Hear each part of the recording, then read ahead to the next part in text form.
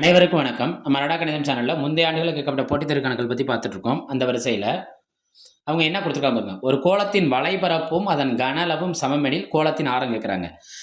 எந்த வடிவத்த பத்தி பேசுறாங்க? கோளம். அப்ப கோலத்த பொறுத்தவரைக்கும் நம்மளுக்கு என்ன இருக்கும்னா, நம்ம முந்தைய வீடியோக்குள்ள சொன்ன மாரி ஆரம் மட்டும் தான் இருக்கும். வேற எதுவுமே இருக்காது.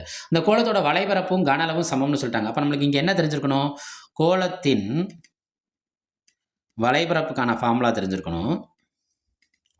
கோளத்தின் கன அளவுக்கான ஃபார்முலா தெரிஞ்சிருக்கணும். ரைட்டா? கோளத்தின் வளைபரப்புக்கு என்ன ஃபார்முலா? 4πr². கன அளவுக்கு என்ன ஃபார்முலா? 4/3πr3. கீழேயும் 3 வந்துரும், பவரும் 3 வந்துரும். அதான் ஒரு ஷார்ட்கட். கோளத்தோட கன அளவுக்கான ஃபார்முலா நம்ம எப்படி ஷார்ட்கட்டா வச்சுக்கலாம்? கீழேயும் 3 வந்துரும், பவர்லயும் 3 வந்துரும். இது ரெண்டும் என்ன சொல்லிட்டாங்கன்னா, சமம்னு சொல்லிட்டாங்க. சமம்னா நம்ம என்ன போடுவோம்? ஈக்குவல் டு தானே போடுவோம்.